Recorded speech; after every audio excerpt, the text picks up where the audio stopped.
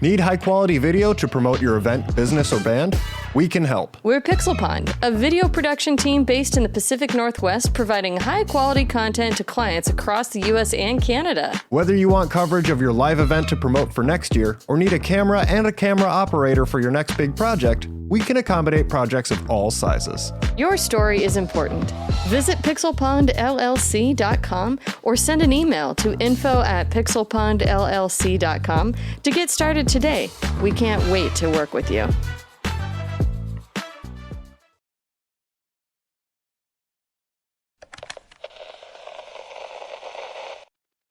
Parental warning. The following podcast is rated T for teen. Please podcast responsibly. This time on Gamers Week podcast. Soon you'll be able to play your Game Boy games bathed in the shining light of 24-karat gold. Streetwear brand Supreme has unveiled its fall and winter 2026 collection, and it features a collab with Analogue Pocket. The Analogue Pocket collab actually comes in two variants. One, the standard Supreme Red, as well as a second that's plated in 24-karat gold. If you just got a mold of the shell of a Game Boy, got a crucible and a lot of gold, it would probably be cheaper than buying one of these. Melt your own gold. Yep. Take the time to become a blacksmith. Learn how to smelt. There you go. You can make your I will say, though, gold is really heavy. So if it's 24 karat gold, that sucker is going to be like 8-10 pounds. So your hands are like, I'm playing. Oh, God. Could you imagine laying in bed trying to play that thing? It's like,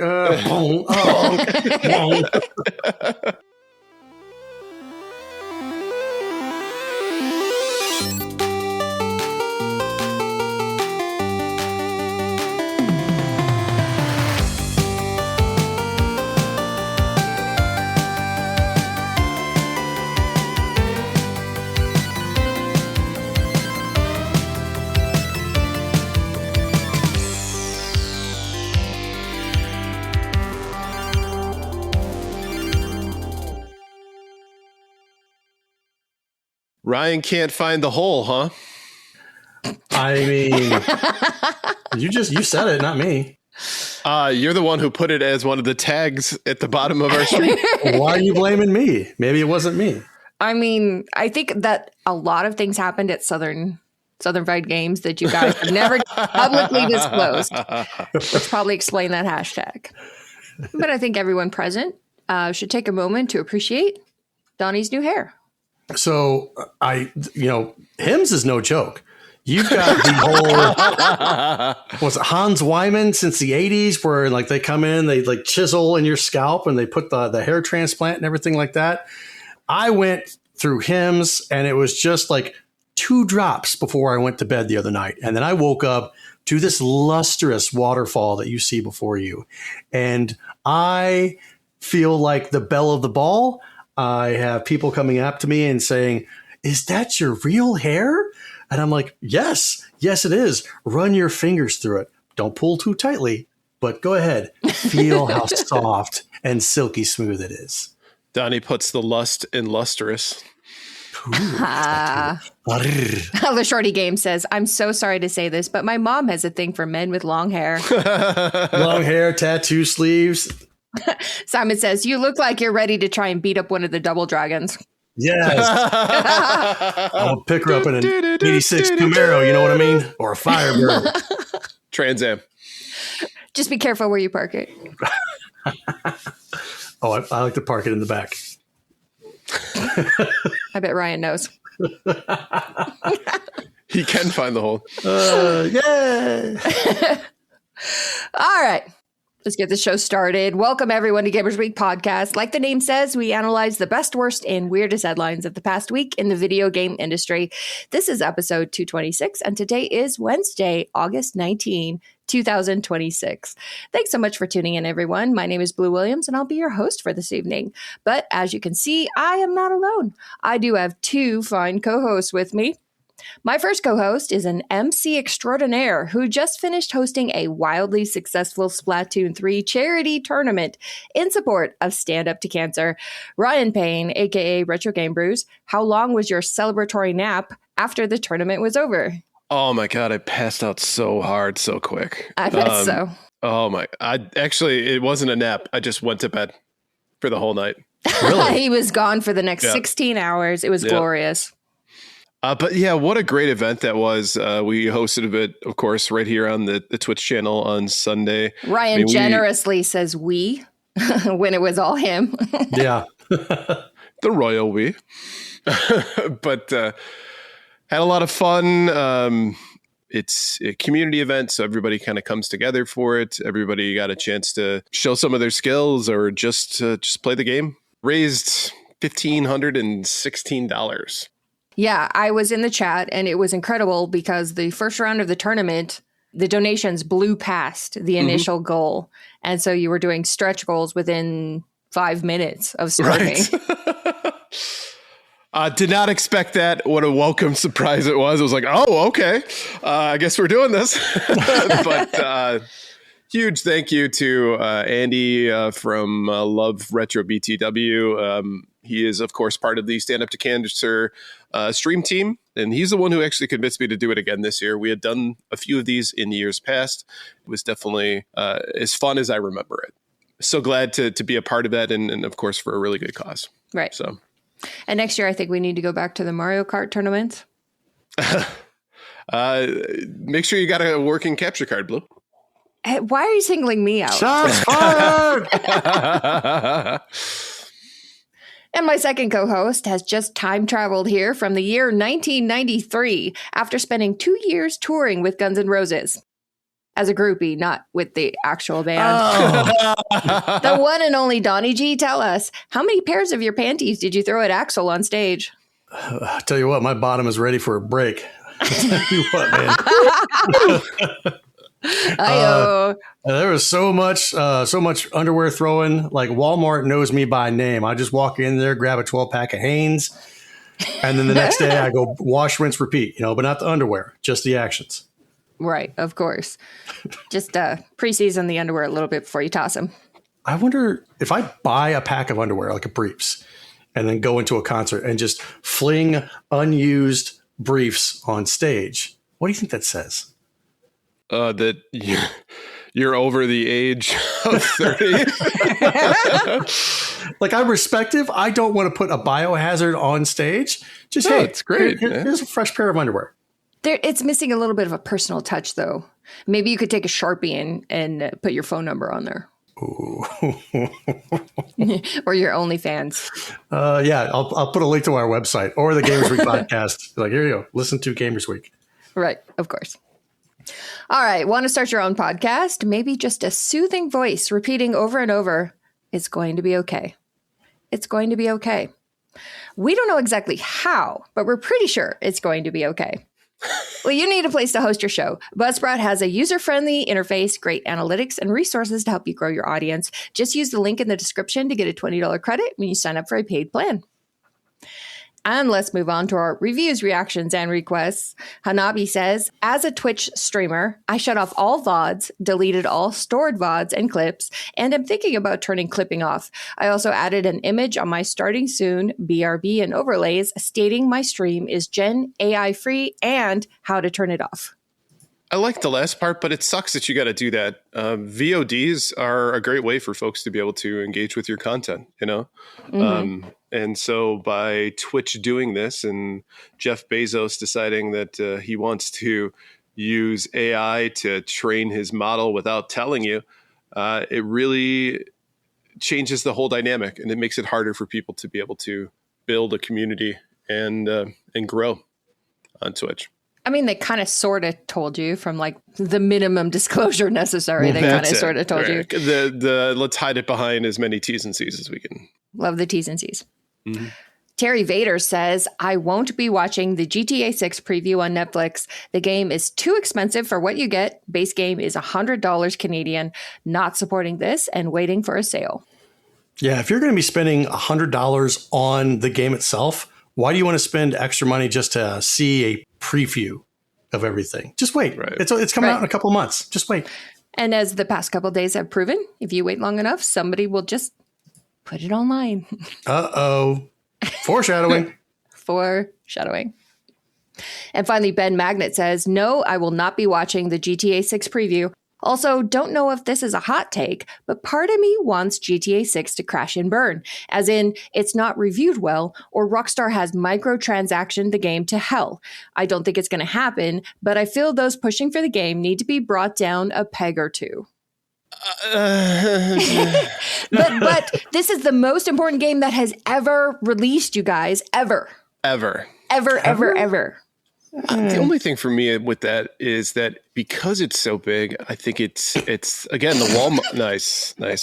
It's the Walmart effect, right? You go there, you see one thing, and then you're buying other things. So people who play GTA 6 get into GTA 6 will continue to stick around for other games. That's hypothetical, but I can see the logic that has been presented about why it's so important in that respect. Yeah. But that being said, Rockstar ain't exactly my favorite studio out there for a multitude of reasons. So yeah, I could see, it's what's the old saying? Like I would never murder anyone, but I've smiled at many obituaries. It's the same thing. Like I would never wish for someone to die, but if it did happen, I don't know if I would be super upset. Just let out a hearty chuckle. Yeah. That's an old saying, or It is. It's from the 1800s. I've never heard it. It's Really? a lawyer from the 1800s. I got to double check his name, but sometimes this is attributed to Mark Twain, and he actually did not say that. if a lawyer said it, then it must be legit. Oh, of course. Too legit. Hey. All right, let's move on to our patron shoutouts.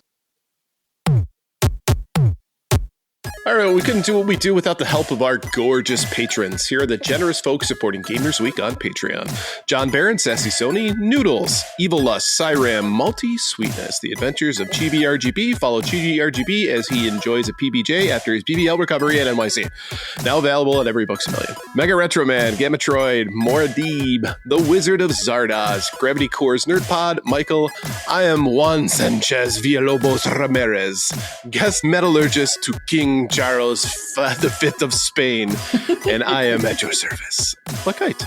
Emo S, Bill Tucker, Rye Rice, Fart Biscuits, Fruitcake, I hate it when my shorts gets twisted, Pickled Pepper, Ducks with Thick Thighs, absolutely the best podcast, a work in progress, no exclamation point, DJ Spunyons, I'll slap your bunions, we're making it out wild and your breath smells like onions, Hobson Dugnut, Blues, Little Sis, Perler Daddy, Retro Gaming Dev, Retro Blast Pat, BNT Zilla Guy, The Mad Milkman, Seven Castle Forest, Crunchy Kong, Artie, the strongest man, Frank Grande, Love Retro BTW, Steven Sand, Ramboski, Terry Kinnair, Don't Make Me Pull This Car Over. The best part of waking up is games with coffee. Ivor Divide, You Fall Before Me, The Let's Play Princess, La Shorty, The Pixel Pond Family, including Shannon, Luke, and the Pinball Daddy, Zach, a.k.a. Old Cluster Nuts, Puzzle Butter, and number one Blue Simp Gimp Pimp with a pet wimp chimp eating a crimp limp shrimp while riding a pimp dimp blimp.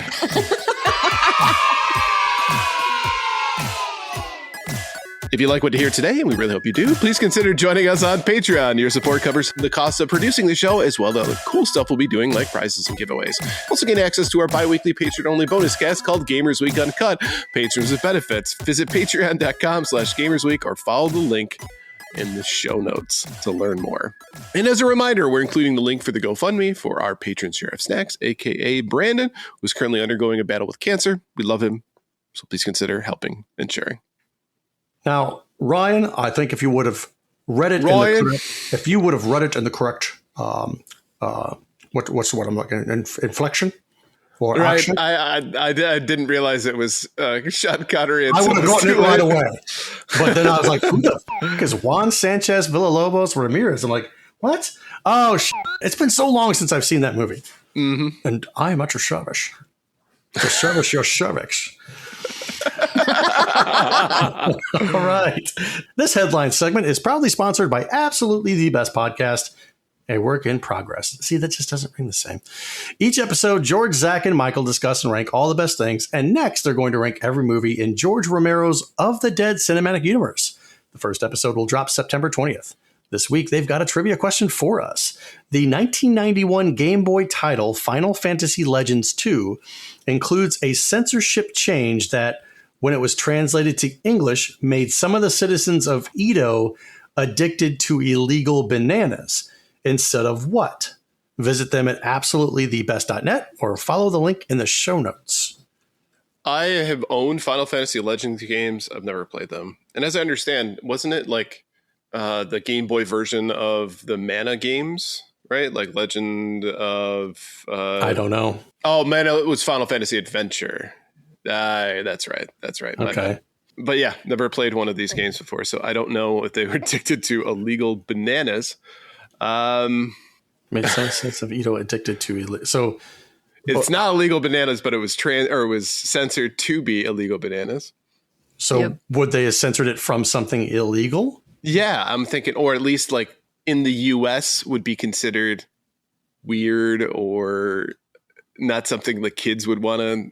So I'm going to say booze because they turn vodka Drunkinsky into soda Popinski. Yeah, so I'm going to say alcohol. And I'd have to figure it's not something that like is more adult themed since it's on the Game Boy and they weren't doing that. So when I'm talking about adult theme, I mean like, whatever. Capital A adult. Yeah. So you've got booze. I'll just say drugs. My answer was illegal tofu because I thought, okay, it was something that was probably censored in Japan. So they would have put some substitute on that perhaps they didn't have an understanding of in the West. And so it went to bananas randomly. But it turns out I was completely overthinking it because the answer is actually opium. Wow. Oh, okay. Drugs. Yeah. Okay. Donnie won, technically. I guess. Okay. Yeah. He got closer. I mean, he could have said illegal substances and he would have won. Simon guessed it correctly in the chat. Just a little opium. We're in a 14th century opium den. What are we doing here, Patches? All right.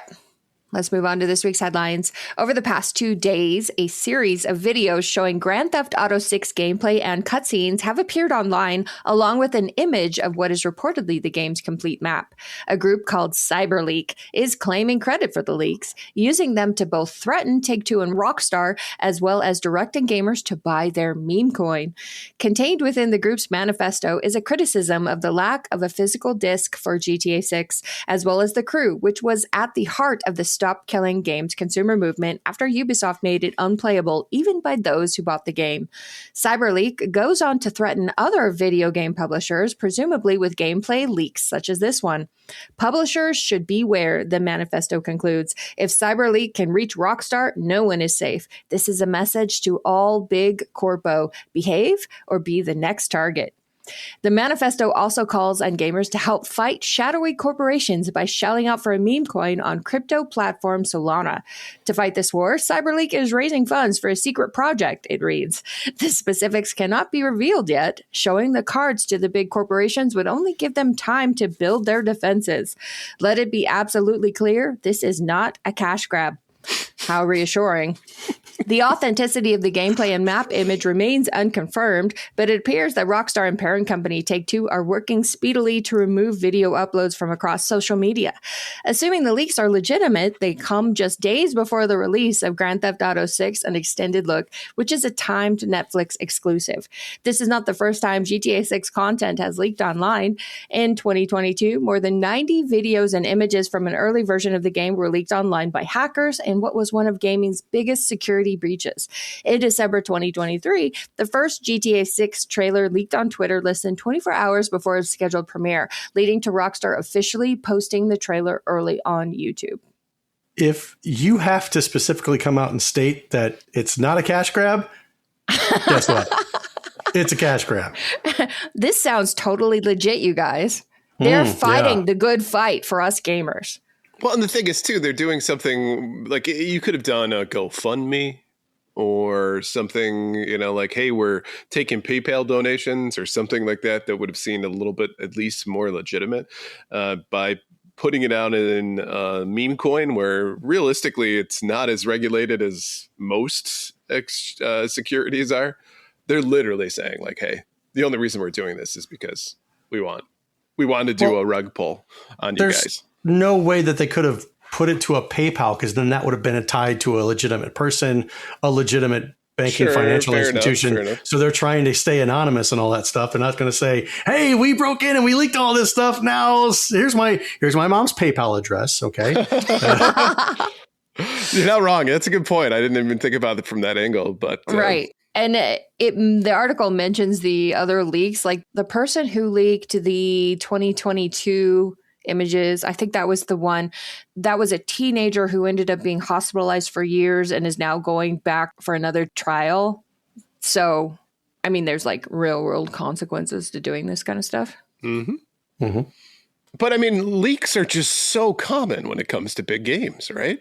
I mean, this is, as the article kind of pointed out, even GTA, the entire franchise has essentially been leaked before it went out. So I don't know. Is Rockstar that surprised at this point? I mean, I think so. I think it's like a PR team, right? You should just be familiar with the fact that somebody's going to fucking leak this shit. Like it should be par for the course at this point. Right. Have an answer for it. They should probably beef up their security or their network security then? I mean, I suppose. Maybe it's an inside job, buddy. Well, even then, that's even it's even more catchable if it's an inside job. You've got logs, you've got access points, you've got credentials being entered and stuff like that. You'd think they'd learn from these mistakes by now. Maybe it's the guy at his desk holding up his phone, being like, like the old DVDs that you would get, right? Yeah. Somebody was in the theater, right? Yeah. Well, I mean, this game is only worth leaking because it's the most important game that has ever been made. Ever been made. Will ever be. Right. Well. This is the most important video game in the history of video games. And I feel like we called this last week when we were talking about the Netflix timed exclusive. And we're like, A, it's not going to stay exclusive to Netflix for 6 hours because people are going to record a torrent and release it online. And B, it'll be a miracle if it doesn't leak prior to the release of the extended look on like August 27 or whatever it was. Right. So. Nailed it. Yeah. Am I on board with what this group CyberLeek is doing? Yes. Hell yes, I am. You know what? I am not a major video game corporation, and you're not? No, I'm not. And I don't really care. I don't have any sympathy for major corporations that continue to rake in billions upon billions upon billions of dollars and continue to pilfer those dollars from our wallets and coin purses. I don't really have any sympathy for you. So when I see somebody like CyberLeek going after Ubisoft, who made a game completely unplayable, fine, do whatever you want. Have at them, and I will sit back and have my popcorn. Gravity Core, Donnie's the head of CyberLeek, confirmed, yeah. I know my coin purse is actually completely empty right now. Do you have one of those coin purses with like the oh yeah, you do, just that hold the cigarettes? Yeah, and the lighter. Yeah, totally. What color is it? It's like an embroidered on the outside, like burgundy and dark green. I think it's got butterflies. Question. Are leaks bad for the release of a game? No. Honestly. No, I don't think really. so. People flood to go see the leak, right? So I'm thinking that this is a psyop. I'm going to put my tinfoil hat on. CyberLeek is actually Rockstar. And they're going to do the whole memecoin rug pull to supplement some of the... To get more money. Get more money out of the people. Oh, no. That would be genius. Absolute genius. I mean, it talks about the GTA 6 trailer that leaked on Twitter less than 24 hours before its scheduled premiere. And remember how Rockstar said, oh, okay, fine, we'll just go ahead and release it a day early. Here you go. Congratulations. And it went on to be, I knew it. I knew he wasn't going to be able to wear it the whole time. It's you, man. Oh, God. The trailer went on to be super successful and break all kinds of records on YouTube, regardless of the leak. Like, it doesn't matter. And Lashardy says, no phone call for you tonight. Oh, you ruined it. Cyrum says, I would say if the leaks revealed anything worrying, like more locked off content, terrible performance, and so on, they can be bad. But will it hurt GTA? Nah. No, not at all. It's just giving it more hype. Because if everything's on the up and up, if everything looks like it's going to be released in November, then all this does is just build up hype and people are going to go crazy for it. Yeah. And I think what's kind of funny is that CyberLeek has, like, this started yesterday, and then I think they released more stuff today because they're like, our demands haven't been met for a physical release in 24 hours or whatever. And so the implication is that they're just going to keep releasing stuff as much as they have until either they get caught or until Rockstar is forced to make some kind of statement. But I mean, It's kind of funny. It feels all very like 90s, early 2000s, old school hacker vibes. Anonymous, yeah. Yeah.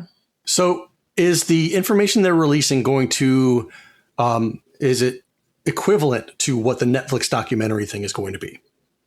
Apparently the Netflix documentary is going to be a 3-part series. Oh, God. Okay. 6 hours before. I can see if the information they're providing is equivalent to what the Netflix is going to be, then that's going to save a lot of people money. It's taking money out of Rockstar's pockets. They're not going to get that. Okay, understandable. But if it's not, then that may just drive more people. Like, the hype is real. I'm now going to go and watch the Netflix to see more of this stuff, maybe to see if there's more stuff that wasn't on this released information. And it's going to just cause a whole different effect. Instead of taking money out of their pockets, it's going to put it right back into it. Yeah, this is just kind of silly. And realistically, do you think that Rockstar is, like, as we stated before, this is free press for them? Yep. Because the game is going to be selling like gangbusters. We all know that. So what are you going to accomplish by saying, oh, we want a physical release? So like, no. It's a convenient excuse to set up a meme coin. Yeah, exactly. This is all one big giant rug pull. Pretty much. I mean, Take-Two and Rockstar are going through all the motions of issuing takedowns to anything that pops up online for these leaks. And they'll do the same after the extended look on Netflix. But the reality is that people who want to play this game are going to play this game. And it doesn't matter if major story spoilers leak online or not. People are still going to play it. Right. Yep. So, Donnie, what are you going to do with all the money you make from meme coin scams? Since you're the head of CyberLeek. Shh, you're not supposed to put that out there. More rock and roll wigs. Different colors, different lengths, different styles, and they'll all be hanging up on my wall, like my video game collection. Waiting for next week when you break out the mullet wig. Yes. Okay. Can I be honest about something?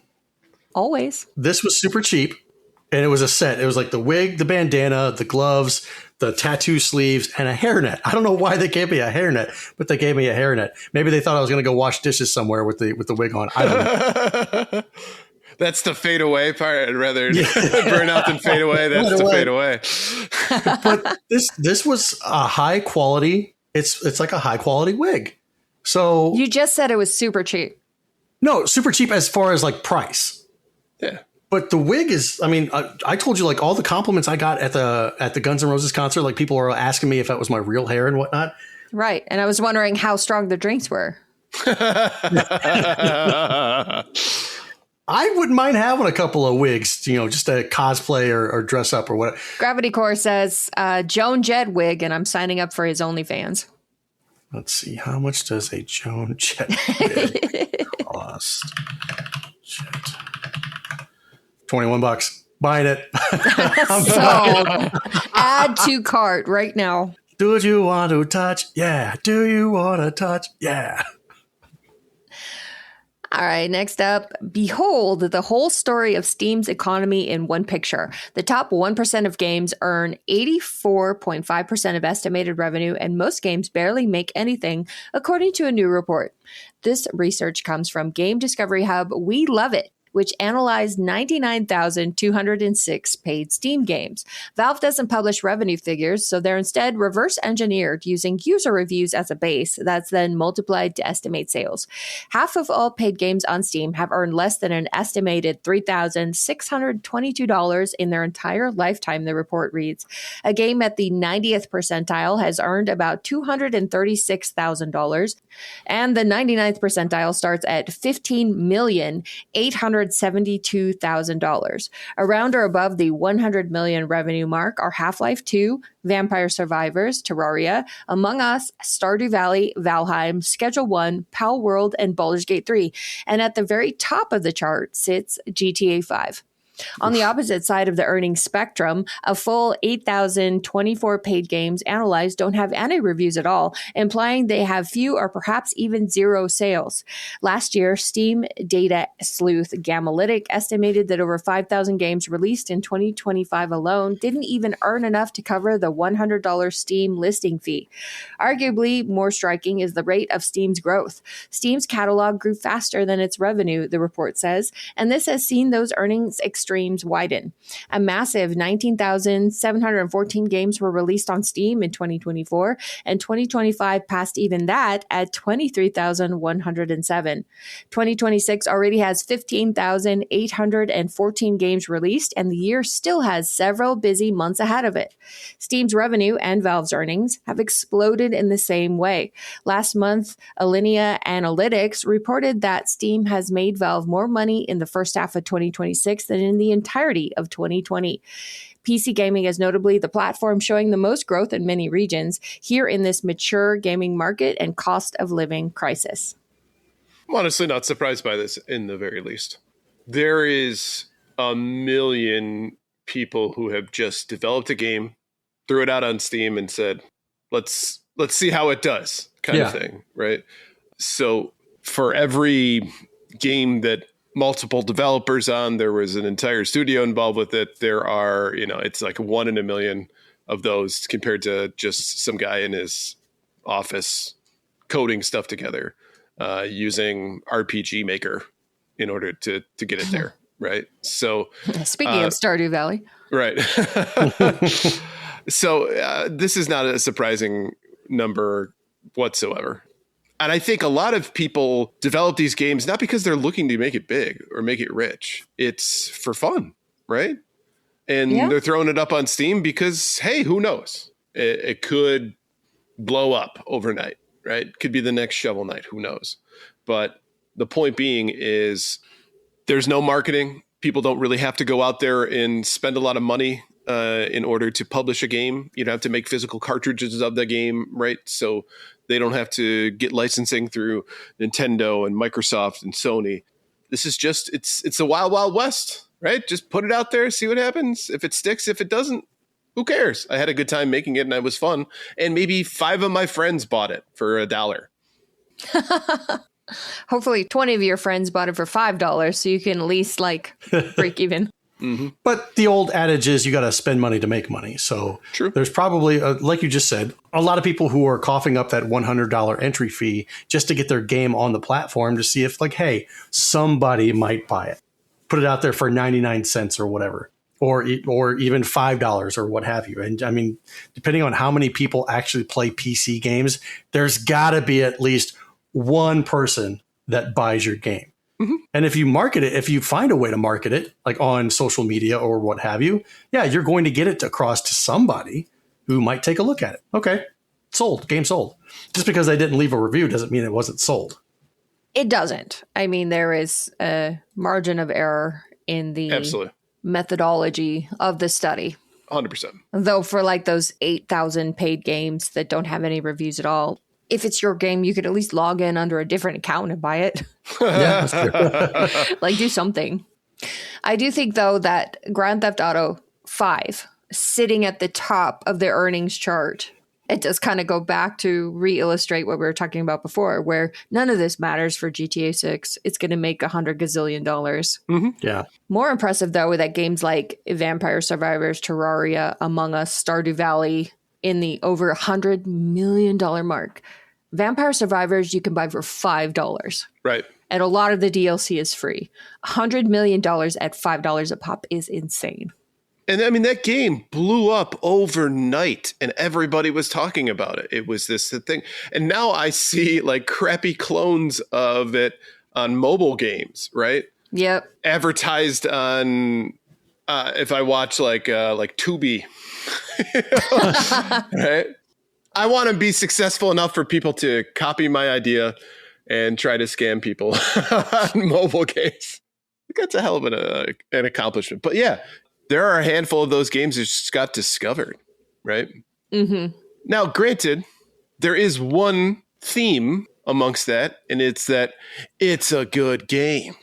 Yeah. I will say that there are probably a lot of games on this platform that genuinely are not good games. And it's because it's your first try developing a game. Or you just didn't give a crap. Or you didn't do any quality control or testing, or you just didn't care to. And so, let's be honest, those games that did well, it's because they did the right things. They did the homework. But again, I'm sure there are plenty of games out there that are fantastic and good that just never saw the light of day. No, I think that's a good point because those titles that are listed, and this may be all-inclusive or it may not be, but Half-Life 2, Vampire Survivors, Terraria, Among Us, Stardew Valley, Valheim, Schedule 1, Palworld, Baldur's Gate, only 2 of those are previously established IP. Right. The rest are new IP, independent games that struck lightning in a bottle due to just being really fucking good. Simon S. said, I gave someone $5 to draw me some anime, and now you can see it while blocks fall. That's hentai right there, right? It just move the puzzle around. Move the puzzle around and or pop the bubble. Expose the bits. The boobies. Donnie's making his confused reading face. Yeah, I'm just... So what was the purpose of the article? Yeah, the top games are making a lot of money, and all these other games are not. I think it was an attempt because Steam doesn't publish their revenue as far as games are concerned. I think this was an attempt to try to at least quantify what the experience is for a developer on Steam. So I get that. I just don't think it was terribly surprising if you're just familiar tangentially with the Steam marketplace. It's providing context, I guess, to the haves and have-nots on Steam. Mm-hmm. Yeah. 19,700 games released on Steam in 2024, and 2026 is already pretty much at that number. Yep. So, I mean, I guess despite all the problems in the gaming industry, there are more people releasing games than ever before. And maybe that's a really great thing if we think about that, because that obviously gives us the variety we're looking for. But when every game's $100 and there are studios out there, publishers out there like Microsoft, Sony, and Nintendo that are limiting access, they're removing games off of libraries, they're acting like jerks. There's still going to be something out there that is novel. It's something that you can play. It's available to us. Now, do I think Steam is the altruistic company that is going to save us all? No, but at least people are saying, well, you know what? I'm not getting what I want out of games now. Why don't I make my own? And I think that that's not a bad thing. Right. No, and like you said, Ryan, there's probably a bunch of people out there who are putting their games out that don't do any quality assurance, don't do really any testing. They're just like, throw it up. That's my quality assurance, right? I don't have the ability to test my own game and say, oh, yeah, I think it's fun. Of course, I think it's fun, but I don't know about everybody else. I don't have a focus group. So I'll just launch the game, let some people play it, let them review it. That's their way of getting people to test out their game. So yeah, it's going to be poorly reviewed or not reviewed at all. And then that will tell me what I need to fix, go back, fix it, revamp it, release it, make it the second version of the game. And maybe more people will buy it at this point and give it a better review. Who knows? But I think it's kind of nice. You could say that despite the dumpster fire that has become of the gaming industry, people still want to make games. Right. People still want to release Yeah. games. I think there's a lot of people that still want to release the game not under the umbrella of a major corporation. Right. I mean, Steam's a marketplace. It's going to decide whether your game is good enough or not. Of course. And word of mouth is going to be huge for that. Mm-hmm. I mean, I had two buddies that made games for Steam. Probably their best day that they had selling was there was a streamer by the name of Barry who, had thousands of people who would Barry. watch it. Yeah. And he decided for his 3-year anniversary, he was going to buy a bunch of random games that started with B. And my buddy had a B based game. And so they bought Defender. it. And Defender, you got it.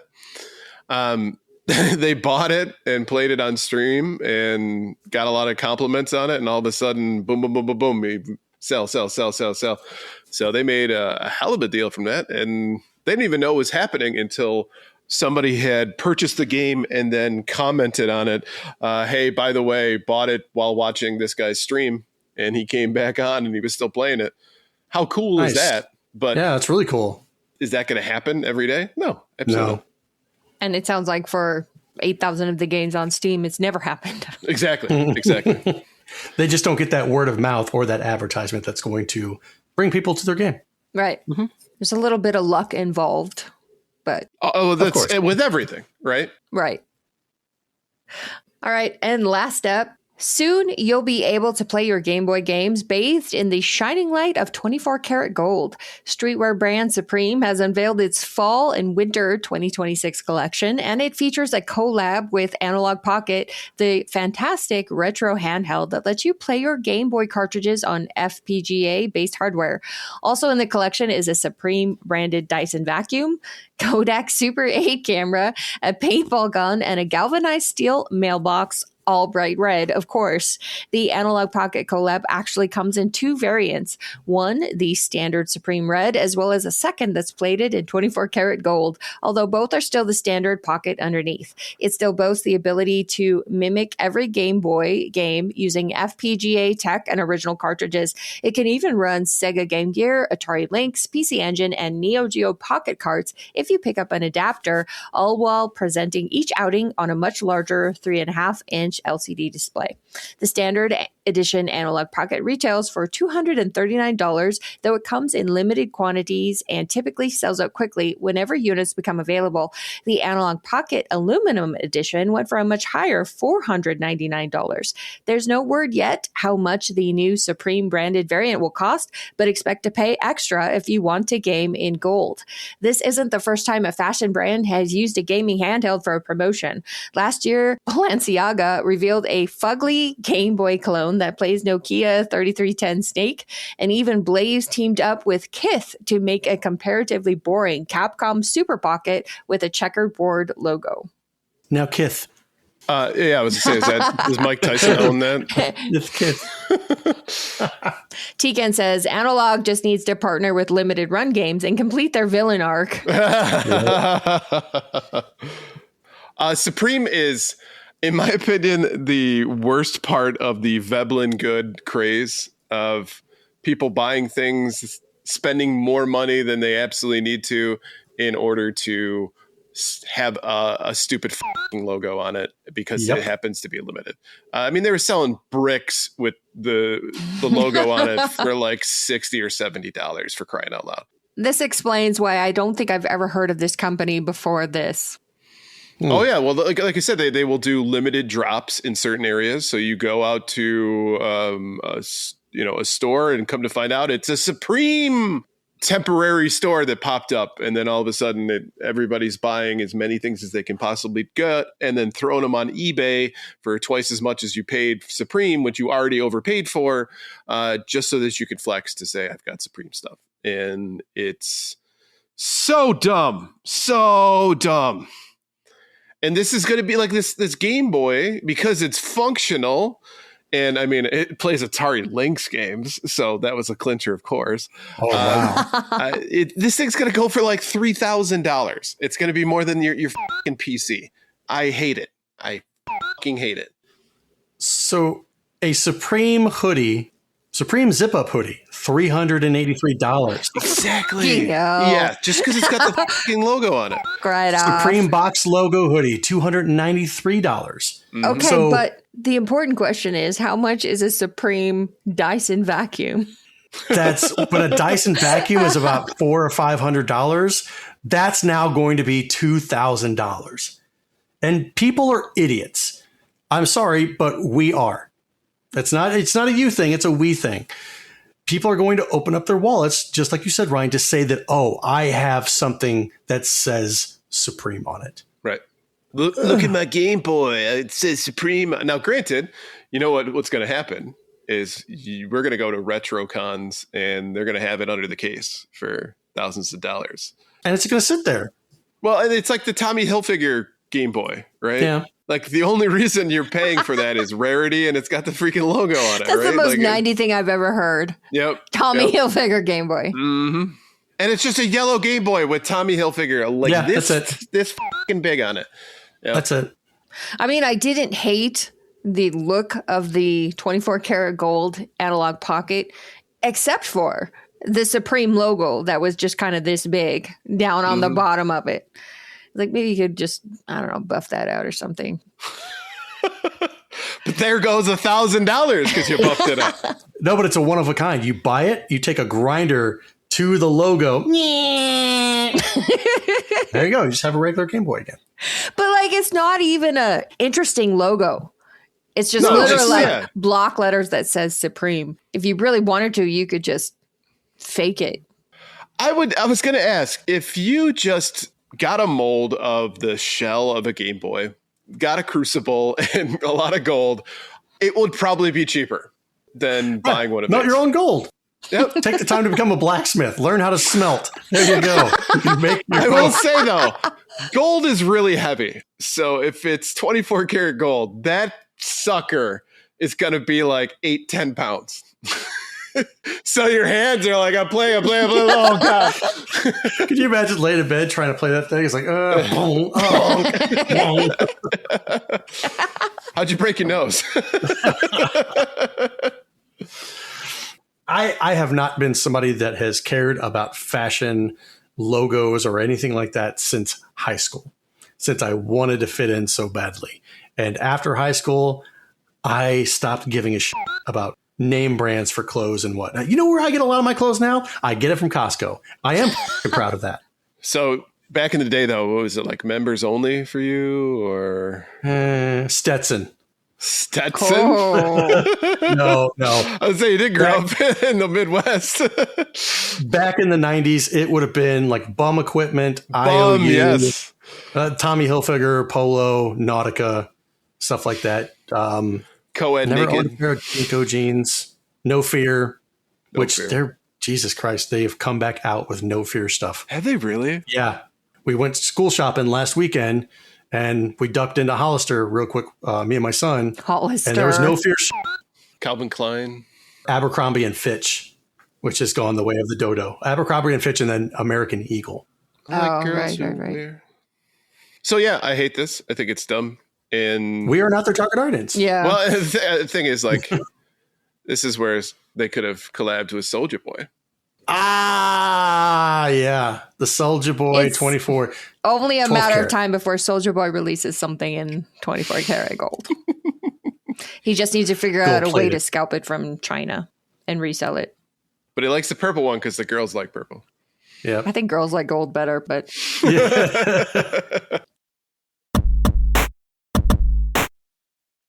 all right, let's move on to our top 3 new releases. All right, first up, The Sinking City 2, PS5, Xbox Series X and S, and PC. Set in the roaring 20s, The Sinking City 2 is a third-person survival horror game steeped in Lovecraftian dread. Defy an eldritch deity and explore the drowned alleys of Arkham, stalked by the dead as you weigh one life against an entire city. Next up is Mexican Ninja. PS5, Xbox Series X and S, PS4, Xbox One, and PC. Become the Mexican Ninja and fight to take back Nuevo Tokyo, where narcos and yakuzas have fused into ruthless narcuzas Master slick combos, unleash outrageous Mexican jujitsus, and craft deadly builds in this fast, chaotic 2.5D roguelike beat 'em up. And lastly, Mortal Shell 2, PS5, Xbox Series X and S, and PC. Their flesh is your weapon. Mortal Shell is a standalone sequel, third-person action RPG with adrenaline-charged high-stake combat. The forgotten shells of 8 lost warriors are scattered through Mortal Shell's 2 ravaged world. Seek and possess these shells, unleash their innate abilities, and discover the story of each by unraveling their secrets to redeem a ravaged world. So, taking a look at this. Donaldo, what are you in for this week? I will say that I think Mexican Ninja missed the mark on their names when they're trying to fuse narcos and yakuzas. Calling them narcoozas, they could have called them yakos. It's time for... Warner Brothers had Then a cease and desist would have come out. Sinking City 2, it looks cool. I probably would be in for that. Mortal Shell 2 looks like it's a Elden Ring clone.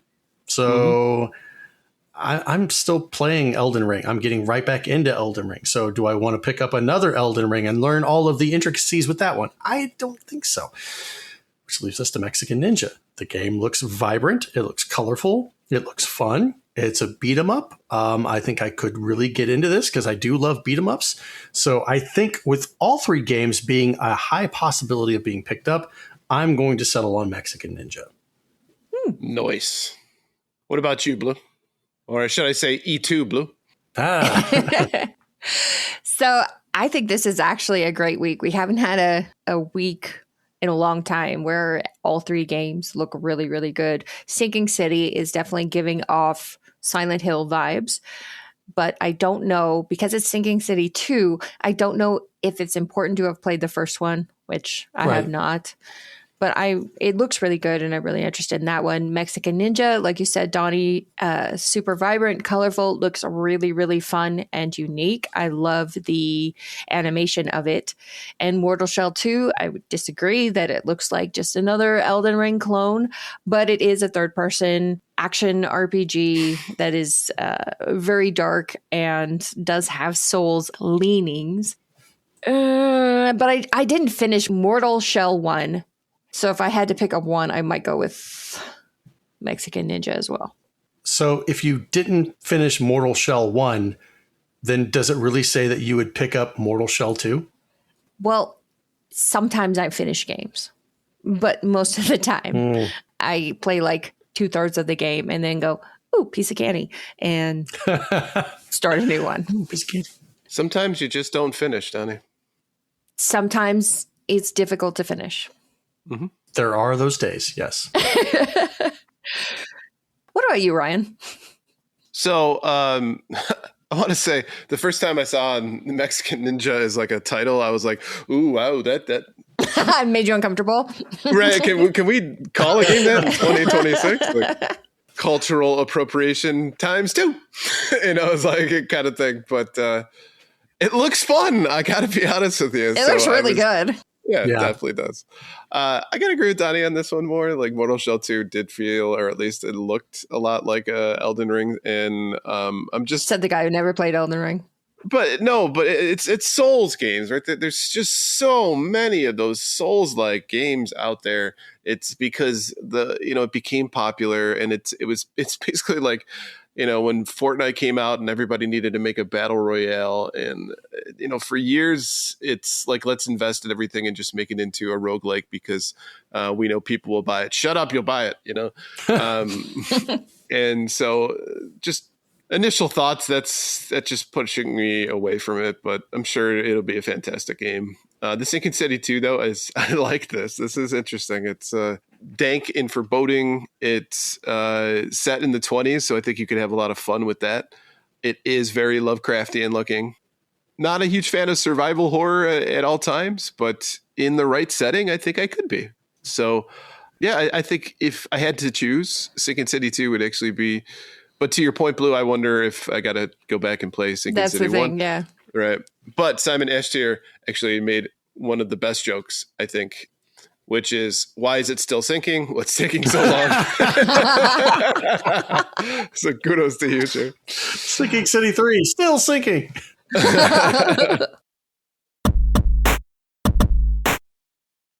All right, before we move on, let's take a quick break to talk about our sponsor. This segment is proudly sponsored by the Retro Game Club podcast. It's a fantastic family-friendly retro gaming podcast. In each episode, Rob and guest pick 2 games to play and discuss, as well as news, interviews, and other topics. This week, they're playing through Metroid Prime Pinball and Metroid Prime Hunters. Visit them at retrogameclub.net or follow the link in the show notes. I don't think I've heard of either of these 2 games. This is the first time I've heard of Metroid Prime Pinball, but it makes sense. Morph Ball. I get it. Oh, okay. Kind of like Sonic Spinball. Yeah, kind of. Zach, I don't make the copy. I read the copy, okay? So if there's an exclamation point, I'm going to say it with exclamation. I have removed the exclamation point for next week, just so we're all clear. I will say that our sponsor is getting a lot of extra attention as a result of the exclamation and had therefore complaining about it. So this is great PR for Retro Game Club. I just got to say, I had never heard, honestly, of Metroid Prime Pinball either. I'll lump myself in with Donnie there. Zach, you can be disappointed in all of us. Sorry, Zach. Yeah, I didn't know what you were referring to. My fault. You fucking guys. I assume it's like a handheld. It was released on handhelds. You're right, Nintendo DS. So I definitely would not have played this one because I was never a DS fan. Yeah, it makes sense why the boys would never have heard of it because they hate handheld things. Just gonna walk away. Just gonna walk away from that joke. I'm gonna walk away from it. No, brah, I did not even DS. I didn't care about the DS.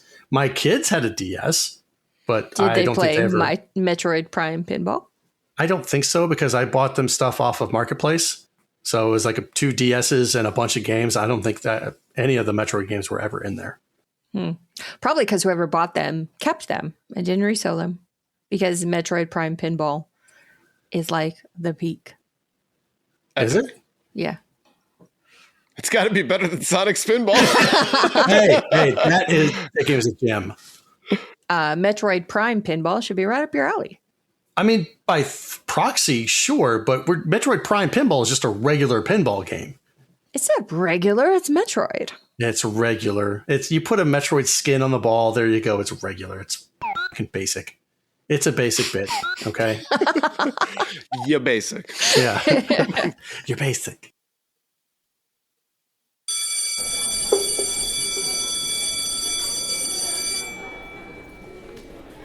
All right. Welcome back, students. Please take your seats. And welcome to another Nostalgia 101. Oh. So today we're going to be talking about a movie studio whose logo may instantly trigger memories for anybody who grew up with VHS tapes, cable television, and absurdly muscular men firing machine guns. We're going to talk about Carol Co. Pictures. So that logo, remember the C that goes back and forth and back and forth and back and forth? Yep. Don't really see that anymore, do we? No, they went out of business a long time ago. They did. For a brief stretch in the late 1980s and early 1990s, Carol Co. wasn't just competing for Hollywood's major studios, it was routinely making movies bigger, louder, and more expensive. Some examples include Rambo, Total Recall, Terminator 2, Basic Instinct, Cliffhanger, Stargate.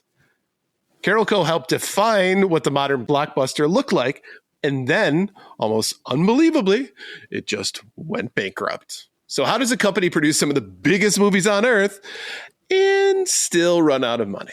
Well, today we're going to find out. So Carol Co. was founded by Mario Casar and Andrew Vajna. Say what now? Vajna. Yep. I don't know if I'm pronouncing that right, but it's Vajna. So I'm going to go with that. But 2 outsiders who didn't exactly take the traditional path into Hollywood. So Vajna had previously manufacturing wigs in Hong Kong. Donnie. Simon says, Vagina, I hardly knew you. And eventually owned movie theaters there. Now, Kassar was a young Lebanese businessman with a talent for deal making. So the original business wasn't really about making giant movies. It was about selling them. So Kassar and Vagina became experts at selling something called foreign pre-sales. So imagine you want to make a $20 million movie, but you don't have $20 million. So instead, you take the concept where you go around the world and sell the distribution rights before the movie even exists. So a distributor in Germany buys the German rights. Another company in Japan buys the Japanese rights. Someone else buys France, and so on. So suddenly you've collected millions of dollars that can be used to actually make the movie. It wasn't completely new, but Carolco became exceptionally good at it. And the technique allowed a relatively small independent company to finance movies that normally required resources of a major studio. Then Carolco found the character who would transform that company. His name? John Rambo. This started it. I drew first blood. Yeah. So, Murdoch, we're thinking about this. coming to get you. First Blood had spent years bouncing around Hollywood. So David Morrell's 1979 novel had gone through multiple studios and numerous screenplay attempts before Carolco finally helped get the movie made with Sylvester Stallone. Released in 1982, First Blood became a major hit. More importantly, Carolco controlled something extremely valuable: the property for Rambo. And the sequels changed everything. Rambo First Blood Part 2 arrived in 1985 and became a genuine cultural phenomenon. And Rambo wasn't simply a movie character anymore. He became shorthand for testosterone. Testosterone. Testosterone. I can't even say it. Testosterone soaked cinema for the decade. Carol co-founded it with Rambo 3 in 1988, but then Kassar and Vagina weren't two guys selling foreign movie rights under umbrellas at Cannes anymore. They were arriving at Cannes on yachts. Seriously. Sorry, do you mean cons? Cannes Film Festival? Is it Cannes? It's cons. Yeah, Cons. Cane's Chicken? Cannes! I've always heard it as Cannes. Okay. Contemporary Hollywood coverage describes Kassar's lavish lifestyle and the enormous salaries Carolco was suddenly willing to pay. Rambo had given the company enough money and credibility to play in Hollywood's biggest leagues. And Carolco developed a wonderfully dangerous corporate philosophy. If Hollywood thinks something is too expensive, we'll just make it. So Carolco understood something about international movie market before many competitors fully embraced it. Movie stars traveled. Arnold Schwarzenegger didn't need subtitles to blow something up. Neither did Stallone. So if you build a movie around a recognizable star, spectacular action, and easy to understand premise, you can sell it nearly anywhere on Earth. Carolco therefore became obsessed with A-list talent and spectacle, and they paid accordingly. Directors, writers, and actors discovered that Carolco would sometimes offer numbers that traditional studios wouldn't touch. A Hollywood attorney representing Total Recall's director, Peter Van Oven, later recalled asking Carolco for what seemed like an outrageous amount of money. Mario Kassar essentially said yes. And that behavior made Carolco extremely popular with Hollywood talent. It made competing studios considerably less enthusiastic. Executives complained that Carolco was helping inflate salaries through Hollywood because once someone receives a gigantic Carolco paycheck, every other studio had to negotiate against it. But for a while, the insanity worked. So one of Carol's greatest gambles was Total Recall. Get your ass to Mars. The adaptation of Philip K. Dick, that's a great name, Philip Dick, story had spent years in development before Carolco acquired it and built the project around Schwarzenegger and director Peter Van Oven. I love dick books. I bet you do. The production reportedly cost between 60 and 65 million, making it one of the most expensive movies ever produced at the time. Now that sounds reckless, except Total Recall became a huge worldwide hit, earning more than $260 million globally. Carolco's strategy appeared vindicated. Spend enormous amounts of money, hire enormous stars, make enormous movies, collect enormous checks. So naturally, Carolco decided to make something even more enormous. Dixie? Terminator 2. Did you say Taxi? Dixie. Oh, now I get the joke. That's great. Well done. Carolco acquired the sequel rights to Terminator for roughly $5 million. And then Arnold Schwarzenegger reportedly wanted a Gulfstream jet as part of his compensation. Carolco bought him one. And its estimated value, around $14 million. Single story tells you everything you need to know about Carolco. James Cameron's Terminator 2 Judgment Day ultimately cost roughly $100 million, an almost unimaginable budget in 1991. It became arguably Carolco's masterpiece. The computer-generated T-1000 helped revolutionize visual effects. Arnold became one of the biggest stars on Earth, and Terminator 2 became the highest-grossing movie of 1991, earning more than $500 million worldwide. And Carolco had seemingly beaten Hollywood at its own game. And here's the strange part. This is roughly where the collapse actually began. So because Carolco wasn't really functioning like Disney, Paramount, Warner Brothers, all those other studios, those companies could survive bombs because they had enormous libraries, distribution business, dozens of projects spreading the risk. Carolco's model depended heavily on a relatively small number of super expensive movies, and the expenses were becoming astronomical. Stars cost more, directors, marketing, production climbed. Interest on borrowed money accumulated. So foreign pre-sales reduced risk, but they also meant that Carolco had already sold away portions of its profits. So even when something like Terminator 2 became one of the biggest movies in the world, Carolco didn't simply receive every dollar appearing at the box office scoreboard. In 1991, that same year, T2 conquered the planet, Carolco reported a staggering $265.1 million loss on approximately $601 million in revenue. Jeez. That's Carolco's story in basically one sentence. They could produce the biggest movies of the year and still lose money. Now, there had already been some major warning signs. So in 1989, Andrew Vagina left Carolco. He sold his stake for roughly 100 to 110 million and later created another production company, Synergy. People who knew the partnership often described Vagina as more financially cautious, half of the duo, and the businessman balancing Kassar's enormous appetite for movies and deals. With Vagina gone, Kassar had far greater control over Carolco, and unfortunately the restraint wasn't exactly his trademark. So Carolco just kept swinging for the fences. The bizarre thing about Carolco's decline is that the movies weren't suddenly all failures. I mean, Basic Instinct became an enormous international success. Universal Soldier became a hit and established Jean-Claude Van Damme as one of the decade's signature action stars. Cliffhanger gave Stallone a badly needed comeback, and Carolco was involved with Stargate, which became one of those sizable successes they were looking for. So the company still knew how to make movies people wanted to see. The problem was the corporate structure underneath them. Debt continued to pile up. Carolco repeatedly restructured its finances. Investors, including Studio Canal, MGM, and Pioneer Electronics, became involved in trying to stabilize the business. Assets started getting sold. Television rights were sold. Projects were sold. Future movies were being used to finance current movies.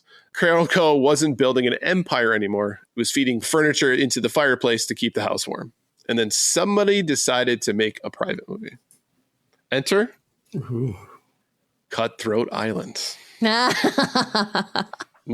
Is that Cutthroat Island with Carrie Styles? No, Carrie Muse. Harry Balzania? No, I just said it 3 times. Carrie Muse, the guy from Hot Shots. I don't think so. No, Matthew Modine. Sorry. That's it. I was going to say, I don't know which one of the characters you're talking about. Yeah, it's Matthew Modine from Full Metal Jacket. So pirate movies were considered box office poison in the early 1900s. Or sorry, 1990s. Right. Naturally, Carolco decided that it was an excellent time to spend somewhere between $90 to $100 million making one. Cutthroat Island would star Gina Davis and be directed by her then husband, Rennie Harlan, who had previously directed Die Hard 2 and Carolco's successful Cliffhanger. Production became troubled almost instantly. Scripts were rewritten. Actors came and went. Massive sets had already been constructed while creative problems were still being solved. Ships were built. Entire environments were created. And because so much money had already been committed, stopping the movie became almost as financially dangerous as finishing it. So Carolco desperately needed cash to stay alive and finish Cutthroat Island. The company sold interest in other projects, including Stargate and Showgirls. Think about that. Carolco was selling potentially valuable movies to finish a movie that would help destroy it. So there's one important correction of the popular version of the story. So people typically hear Cutthroat Island bankrupt Carolco. It's not quite true. Carolco was already in kind of a catastrophic spiral before the film reached theaters. In 1995, the company disclosed that it couldn't make interest payments on approximately $55 million in debt and was openly considering bankruptcy. In November of 95, Carolco actually filed for Chapter 11 protection, and Cutthroat Island didn't reach American theaters until December. So technically, Carolco went bankrupt before its most famous flop even opened. Then the movie bombed spectacularly anyway. With a production cost of $100 million, Cutthroat Island earned only $16 million worldwide. Didn't sink Carolco itself. It simply landed on the company while it was already drowning. So Carolco's last assets were eventually liquidated. 20th Century Fox initially negotiated to acquire much of the company, but France's Canal Plus eventually acquired the film's library for approximately $58 million after making a higher bid.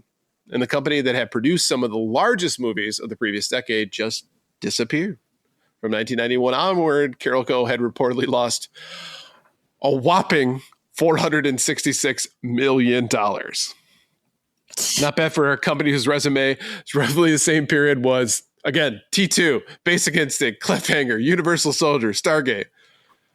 So what actually killed Carolco? I'm not going to say it wasn't the flop. It wasn't the pirates, right? It wasn't even a bad movie. It was just the philosophy that essentially made them successful.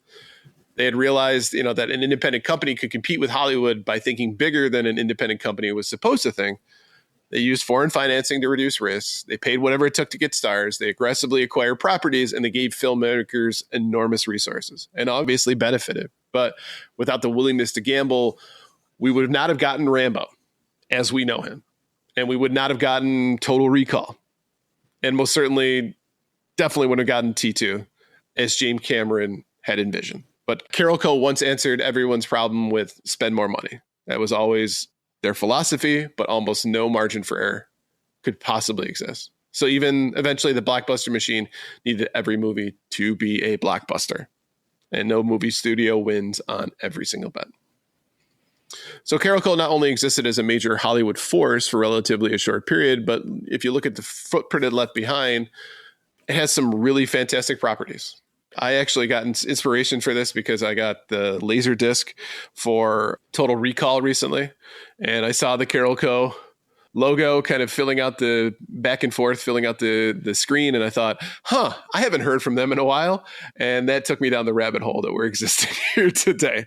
So for anybody who is familiar with late 80s, 90s, action films, Carolco's fingerprints were absolutely everywhere.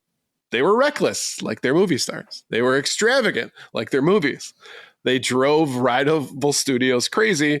And for a few glorious years, when somebody in Hollywood said that movie would cost way too much, Carolco Pictures apparently heard, how soon can we start? So thank you for taking the time here to listen to another episode of Nostalgia 101. If you do have any suggestions for a topic you'd like to hear, feel free to email us at gamersweekpodcast@gmail.com. And we might feature your suggestion. All right, let's go ahead and wrap up the show. Thank you, everyone, for listening to episode 226 of Gamers Week Podcast. And a big thank you to the Retro Game Club Podcast, Love Retro BGW, Pixel Palm Production Company, and Absolutely the Best Podcast, A Work in Progress, for sponsoring this episode. Don't forget to check out their links in the show notes. If you want to connect with Gamers Week, follow us on Twitter and Blue Sky at Gamers Week PC. Watch us right here on Twitch at twitch.tv/Gamers Week Podcast, where we record live every Wednesday at 8:30 Central Time. Email us at gamersweekpodcast@gmail.com. Visit our merch store at gamers-week-podcast.creator-spring.com, or if you want to do it the easy way, follow the link in the show notes. And last but not least, join us on Patreon at patreon.com/gamersweek.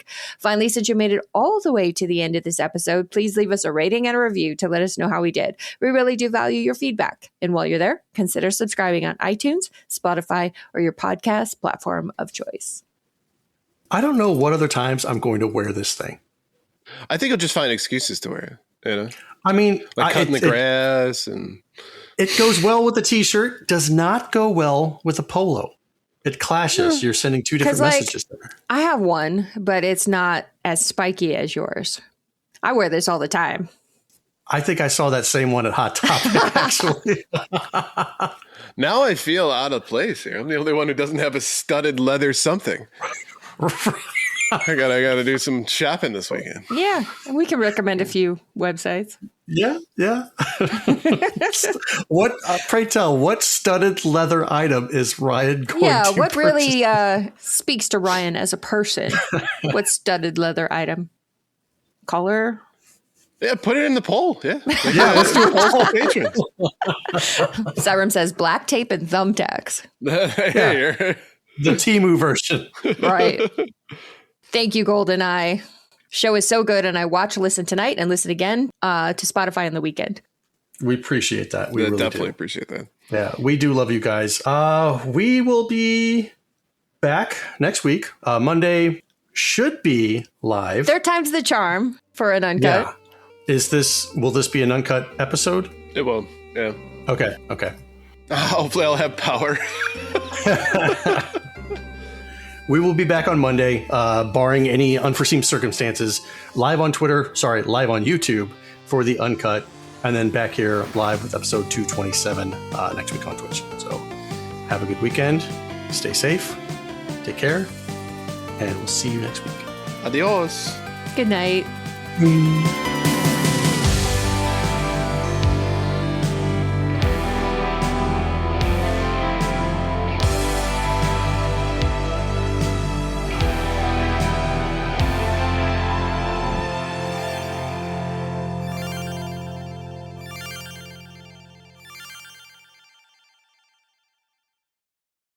The forgotten shells of 8 lost warriors are scattered through mortal shell's 2 ravaged world.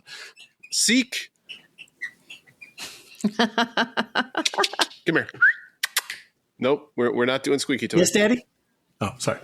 That's the gimp on the floor has the squeaky toys. Place. It just plays, just poking him with it. Like, hey.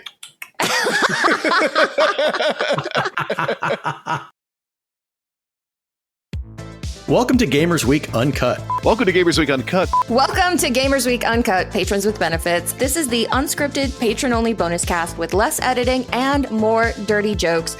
We don't know where the conversation will go, but we're sure it will be weird. This fish just went right on my nipple, and I'm just like, I Google Street Fighter 6. The first search result that comes up is people think they can see Ryu's in the Street Fighter 6 reveal. Listen up here, kids. You're not going to want to get one of those VD-STDs things, right? Make it fall off. When you go, grab a pro. You'll be doing it for America. that was perfect. If you want to hear weekly episodes of our patron-only bonus cast, join us at patreon.com/gamersweek.